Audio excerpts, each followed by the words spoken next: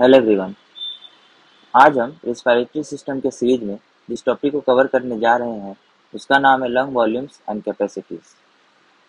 हम क्या करते हैं कि लंग्स के अंदर जितना भी स्पेस अवेलेबल है उस स्पेस को हम कुछ वॉल्यूम्स एंड कैपेसिटीज में डिवाइड कर देते हैं, ताकि जब हम क्लिनिकल डायग्नोसिस करते हैं तो उस समय या easily means volumes and capacities को इजली मेजर करके हम यह इजली डायग्नोज कर पाते हैं कि जो कौन सा क्लिनिकल कंडीशन से पेशेंट हमारा सफ़र कर रहा है। तो इससे ये पता चलता है कि means even by measuring the lung volumes and capacities वो हमें किन किन चीज़ों का असेसमेंट हम इजली कर पाते हैं। तो पहला जो असेसमेंट है वो है मैकेनिकल कंडीशन ऑफ लंग्स।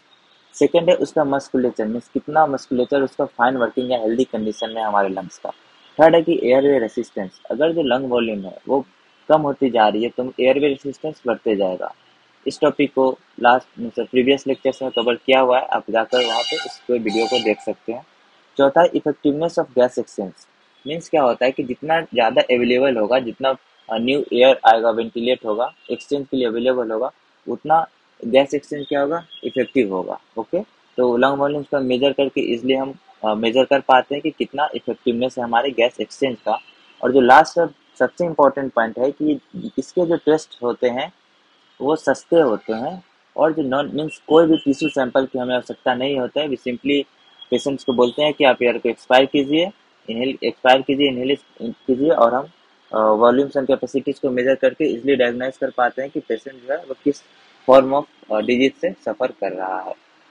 तो आइए अब हम देखते हैं सर्टेन वॉल्यूम्स जो कि हमारे लंग्स में पाए जाते हैं। तो जो पहला और सबसे सिंपल या कॉमन है वो है हमारा tidal volume. Tidal volume tidal volume है कि volume that enters and leaves with each breath, means हर सांस के साथ जितना एयर हम इनहेल कर रहे हैं, इन क्वाइट इंस्पिरेशन एक्सप्रेशन में जो भी एयर आप इंस्पायर करते हैं या एक्सपायर करते हैं उसको टाइडल वॉल्यूम बोला जाता है। इसका जो एवरेज वैल्यू है ये अबाउट 500 ml है। और इसके कुछ सर्टेन नोट्स हैं, मीन्स इसको जो इम्पोर्टेंट पॉइंट है उसको आप लिख सकते हैं कि मीन्स टाइडल वॉल्यूम में वो फिक्स नहीं है। अगर आप डीप डीप ब्रीदिंग करेंगे तो वो बढ़ जाएगा, सैलो ब्रीदिंग करेंगे तो ये कम होगा। तो क्या इसमें है इंपॉर्टेंट नोट्स में, change with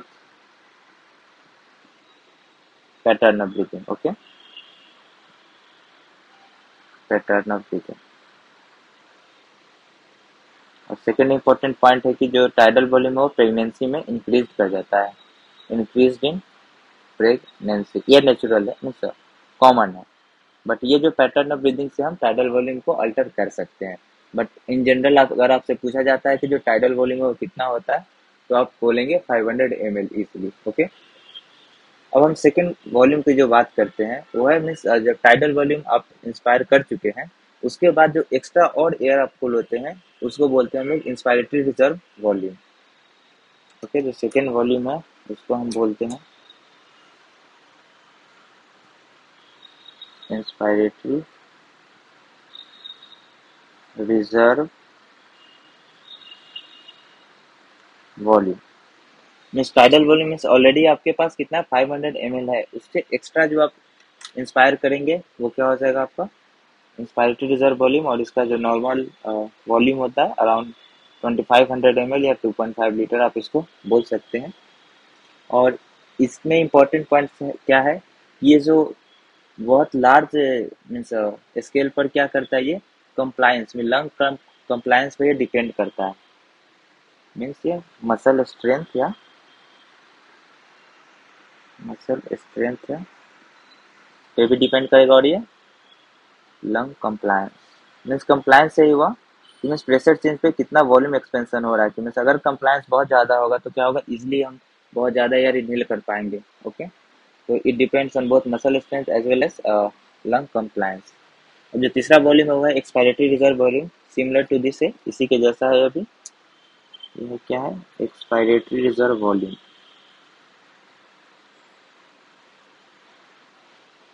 reserve volume means जो क्वाइट एक्सपायरेशन है जिसमें आप टाइडल वॉल्यूम का अमाउंट जितना है उतना आप एक्सपायर कर चुके हो, इससे एक्स्ट्रा जो आप एक्सपायर करते हैं वो होता है एक्सपायरेटरी रिजर्व वॉल्यूम। और इसका वैल्यू अराउंड 1.5 लीटर या 1500 ml का अराउंड होता है। ओके, अब ये भी किस पे डिपेंड करेगा, आपका इंपॉर्टेंट नोट्स में ये है कि ये मसल स्ट्रेंथ और depends on muscle strength and low airway resistance. Mean जितना कम एयरवे रेसिस्टेंस होगा उतना इजीली हम एक्सपायर कर सकते हैं। अगर एयरवे रेसिस्टेंस ज़्यादा है तो एक्सपायरेशन में प्रॉब्लम आएगी। आप लास्ट लेक्चर में जाकर देख सकते हैं कैसे अफेक्ट होता है एयरवे रेसिस्टेंस। और ये क्या होगा, यहाँ पे हमने जैसे देखा टाइडल वॉल्यूम क्या होगा, प्रेगनेंसी में इंक्रीज कर जाती है, उसी प्रकार जो एक्सपायरेटरी रिजर्व वॉल्यूम है वो डिक्रीज करेगी प्रेगनेंसी में। प्रेगनेंसी की डिक्रीज।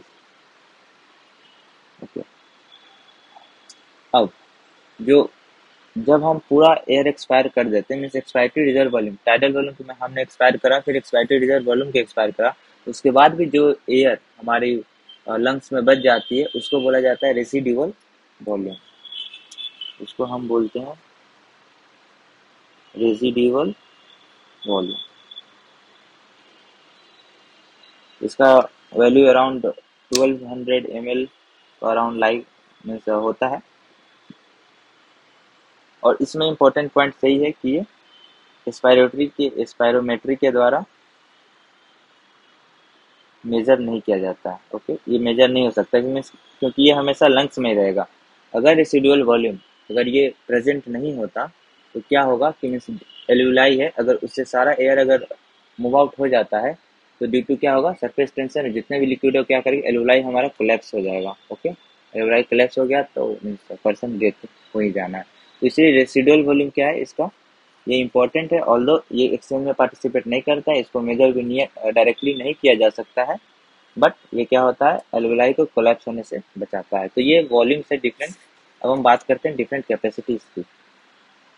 मीन्स वॉल्यूम्स जो है वो सिंगल होते हैं, capacities are sum of two different volumes. Okay, तो इसमें आप लिख सकते हैं these are sum of two different volumes they make up the capacities. अब जो कैपेसिटीज की बात करते हैं, और उसमें जो पहला कैपेसिटी होता है वो है वाइटल कैपेसिटी।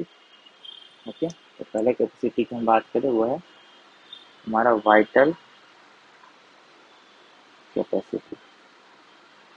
वाइटल कैपेसिटी है कि मीन्स जब हम मैक्सिमम इंस्पायरेशन कर चुके हैं, पहले हम एक्सप्रेशन लिखेंगे फिर उसका डिस्क्रिप्शन लिखेंगे। मैक्सिमम इंस्पायरेशन कर चुके हैं means inspiratory reserve volume plus tidal volume, ये हुआ हमारा मैक्सिमम इंस्पायरेशन। ओके, और प्लस एक्सपायरेटरी रिजर्व वॉल्यूम। इसका मतलब क्या हुआ कि volume that can be exhaled after maximum inspiration to maximum expiration. Means maximum हम जब ब्रीदिंग कर चुके हैं उसके बाद जो मैक्सिमम एक्सपायर कर रहे हैं, means maximum of breathing in से लेके मैक्सिमम ऑफ एक्सपायरेशन, वो टोटल वाइटल कैपेसिटी को फॉर्म करता है। ओके, तो इसको क्या लिखेंगे, वॉल्यूम दैट कैन बी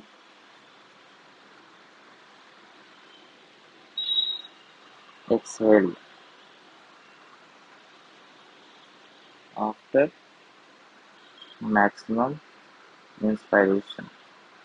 अगर दूसरी लैंग्वेज में इसको समझे कि मीन्स अगर रेसिडुअल वॉल्यूम को छोड़ दें तो बाकी जितने भी वॉल्यूम आप मैक्सिमम इंस्पायरेशन तक उसको एडअप कर दें तो वो हमारा वाइटल कैपेसिटी को फॉर्म करेगा। ओके, इसका जो एवरेज वैल्यू लाई करता है अराउंड 4.5 लीटर। और इसमें जो नोट्स या इम्पोर्टेंट पॉइंट है कि मीन्स ये ऑप्शन जो अगर कोई क्लिनिकल कंडीशन अराइज हो रहा है तो उसमें ये इजीली चेंज करेगा। ओके, एंड जो ये होता है मीन्स वाइटल कैपेसिटी है, इसमें जो कंप्लायंस है मीन्स मसल स्ट्रेंथ है और जो लो एयर रेसिस्टेंस है, इन सब का प्रेजेंस होना जरूरी है। नहीं तो अगर या तो otherwise if compliance air resistance इन दोनों में से कोई भी अगर डैमेज होता है तो वो वाइटल कैपेसिटी को इजीली अफेक्ट कर देगा। ओके, तो ये नोट्स है means easily affected by compliance and airway resistance। compliance आपका नेक्स्ट लेक्चर में कवर हो जाएगा और एयरवे रेसिस्टेंस किया जा चुका है। ओके, अब सेकंड जो कोई बात करते हुए inspiratory capacity. Second one is the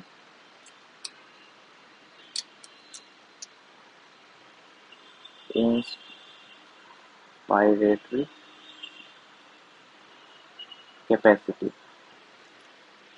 इसमें हुआ सिंपल है, ये मीन्स हमने टाइडल वॉल्यूम जितना लिया उसके बाद जो inspiratory reserve volume means extra जो ऐड करते हैं वो हमारा इंस्पायरेटरी कैपेसिटी फॉर्म करेगा।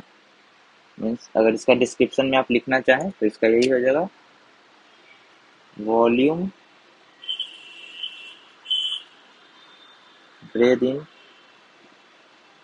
From quiet expiration to, means quiet expiration आप कर चुके हैं उसके बाद जो मैक्सिमम इंस्पायरेशन आप कर सकते हैं, मैक्सिमम इंस्पायरेशन जो आप कर सकते हैं वो हमारा इंस्पायरेटरी कैपेसिटी को फॉर्म करेगा। मीन्स एक्सपायर हम कर चुके हैं, इजीली टाइडल वॉल्यूम चला जाएगा। उसके बाद जो नॉर्मल टाइडल वॉल्यूम हम इंस्पायर करेंगे उसके बाद और जो इंस्पायर करेंगे वो क्या होगा, वॉल्यूम में इंस्पायरेटरी रिजर्व वॉल्यूम, और इन दोनों का सम क्या होगा, इंस्पायरेटरी कैपेसिटी। और इसका जो एवरेज वॉल्यूम अराउंड 3 लीटर के अराउंड होता है। ओके, इसमें कोई खास इंपॉर्टेंट नोट नहीं है जो आपको रिमेंबर रखने हैं। अगला जो है वो है इम्पोर्टेंट है फंक्शनल रेजिडुअल कैपेसिटी। इसका नाम इसीलिए बोला जाता है, मीन्स अभी हम एक्सप्रेशन लिखेंगे तो इजीली समझ जाएंगे। इसका एक्सप्रेशन होता है expiratory reserve volume plus residual volume. तो इन जनरल जब हम क्वाइट ब्रीदिंग करते हैं तो उसमें जो एक्सपायरेशन कर चुके हैं उसके बाद जो एयर हमारे लंग्स में अवेलेबल होता है वो फंक्शनल रेसिडुअल कैपेसिटी को फॉर्म करता है। बट अगर हम फोर्सली उस मीन्स एक्सपायरेटरी रिजर्व वॉल्यूम के तहत उस एयर को भी अगर वॉश आउट कर देते हैं तो सिर्फ हमें रेसिडुअल वॉल्यूम बचता है। बट क्वाइट ब्रीदिंग में क्या होता है, हम अगर नॉर्मल ब्रीदिंग कर रहे हैं तो एक्सपायरेटरी रिजर्व वॉल्यूम भी होता है, रेसिडुअल वॉल्यूम भी होता है, और ये दोनों मिलकर क्या करते हैं, हमारे एल्वुलाई को कोलैप्स होने से बचाते हैं। ओके, या जब हम ब्रीद आउट करते रहते हैं तो उस समय जो एयर ये अवेलेबल होता है रेसिडुअल वॉल्यूम में या फंक्शनल रेसिडुअल कैपेसिटीज में, वो क्या करते हैं उस समय जो ब्लड आएगा, मीन्स सपोज कीजिए कि हम जैसे एयर को ब्रीद आउट कर रहे हैं, तो जब हम एयर को ब्रीद आउट करें तो उस समय तो वहाँ पे ऑक्सीजन की अवेलेबिलिटी नहीं होनी चाहिए, बट जैसा कि वहाँ पे क्या है रेसिडुअल वॉल्यूम वहाँ पे है।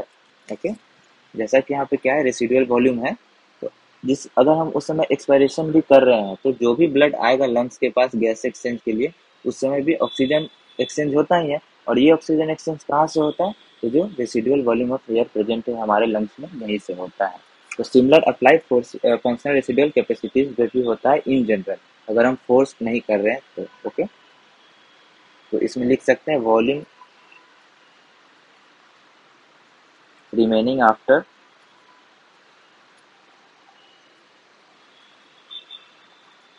Quite expiration. ओके,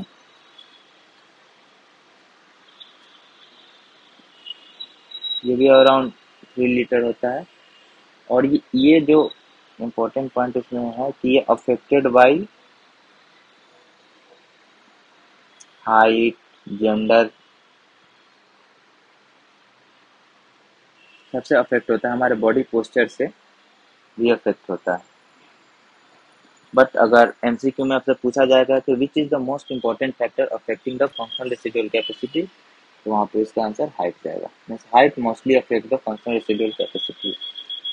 ओके, अब जो लास्ट कैपेसिटी होता है वो है total lung capacity.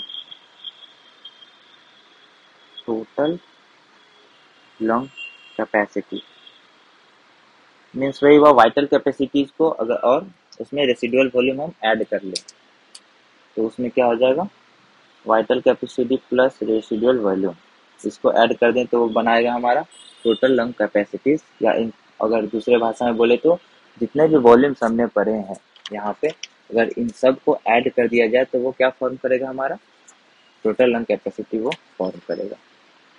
Okay, sum of all volumes और वॉल्यूम्स। ओके, ये अराउंड 6 लीटर के अराउंड होता है। इसको मेजर किया जा सकता है हीलियम डाइल्यूशन मेथड से, हीलियम डाइल्यूशन मेथड से इसको मेजर किया जा सकता है। इसको एक्सप्लेन किया जाएगा आपको लेक्चर में स्पायरोमेट्री में सॉरी। और टोटल लंग कैपेसिटी की मीन्स टोटल परसेंटेज से मेजर करके हम वेरियस क्लिनिकल कंडीशन को भी इजीली डायग्नोज कर पाते हैं। तो ये तो टोटल पॉइंट्स हैं हमारे various lungs volumes and capacities की। अब इसी चीज को हम डायग्रामेटिकली समझ लेते हैं। ओके। और एक जो डेड स्पेस वॉल्यूम होता है उसको लास्ट लेक्चर में कवर कर दिया गया है और उसका क्या केमिकल इंपॉर्टेंस है। ओके। अब हम इन जनरल आते हैं। तो देखिए, इन जनरल क्या है कि अभी हमने देखा कि रेसिडुअल वॉल्यूम का वॉल्यूम अराउंड 1.2 लीटर के अराउंड होता है। ओके। ये जो हमारा कॉन्स्टिट्यूट कर रहा है, ये हमारा रेसिडुअल वॉल्यूम है, जो कि ऑलरेडी अवेलेबल होता है। और जो ये लाइन के में सर 2000 ओपन टू अराउंड 2.5 क्या होगा वो एक्सपायरेटरी रिजर्व वॉल्यूम। इसके ऊपर है यहाँ तक, ये हमारा एक्सपायरेटरी रिजर्व वॉल्यूम है। ओके। अगर इन दोनों को ऐड करेंगे तो क्या फॉर्म करेगा वो expiratory reserve volume plus residual volume for functional residual capacities. Okay, क्योंकि हम यहाँ फोर्सली ब्रीदिंग आउट नहीं कर रहे हैं। ओके। अब ये तो इन जनरल जब लंग्स हमारा क्या होता है नॉर्मल स्टेट पे है तो ये इसी स्टेट में हम होता है अगर क्वाइट ब्रीदिंग करते हैं। उसके बाद हमने क्या करा, ब्रीदिंग किया, ब्रीदिंग आउट किया, mean normal tidal volume 500 ml लिए, 500 लिए, एक्सचेंज आउट कर चुके हैं। ओके। तो ये हमारा होगा टाइडल वॉल्यूम। टाइडल वॉल्यूम को हम रेट से शो कर रहे हैं, ये हमारा टाइडल वॉल्यूम है। ओके। अब उस टाइडल वॉल्यूम को वो जो भी इंस्पायर कर रहे हैं वो क्या हमारा इंस्पायरेटरी कैपेसिटीज है। ओके। तो ये हमारा इसको इंस्पायरेटरी रिजर्व वॉल्यूम है, ये है हमारा टाइडल वॉल्यूम है, ये हमारा एक्सपायरेटरी रिजर्व वॉल्यूम है और ये हमारा रेसिडुअल वॉल्यूम है। अब आते हैं आगे, मीन्स जो सम अब कैपेसिटीज की बात कर लेते हैं। ओके। तो ये जो reserve volume ERV plus tidal volume. Okay. तो जब कैपेसिटीज की बात है तो रेसिडुअल वॉल्यूम हो गया, अगर उसमें एक्सपायरेटरी रिजर्व वॉल्यूम को ऐड कर दें तो ये दोनों मर्ज होकर क्या फॉर्म करते हैं हमारा FRC functional residual capacities. Okay. तो ये फॉर्म करेंगे फंक्शनल रेसिडुअल कैपेसिटीज। ओके। यहाँ पे आप देख सकते हैं यहाँ से यहाँ तक जो लंग्स का वॉल्यूम है ERV प्लस RV क्या फॉर्म करता है फंक्शनल रेसिडुअल कैपेसिटीज। ओके। और अगर टोटल लंग वॉल्यूम से अगर हम रेसिडुअल वॉल्यूम को हटा देते हैं, ये टोटल लंग वॉल्यूम में से रेसिडुअल वॉल्यूम को हटा देते हैं तो ये हमारा फॉर्म करेगा vital capacity. Okay. Means general हमने वाइटलिटी मीन्स अपने लिविंग के लिए क्या करते हैं हम इतना एयर को एक्सचेंज इन जनरल करते हैं, रेसिडुअल वॉल्यूम हमेशा प्रेजेंट होता ही है। ओके। तो ये टू डिफरेंट इंपॉर्टेंट कैपेसिटीज है और यहाँ ये टोटल लंग कैपेसिटीज हमारा हो जाएगा अराउंड 6 लीटर। तो ये डिफरेंट वॉल्यूम्स है और ये कैपेसिटीज है जिनको हमने अभी theoretical as well as diagrammatical form में देखा। तो बाकी जो नोट्स हैं उसको आप ध्यान में रख सकते हैं। तो इस लेक्चर से इतना ही। अगर आपको हमारा वीडियो पसंद आया तो please like share and subscribe करें। That's all from the lecture of lung volume capacities. Thank you and have a nice day.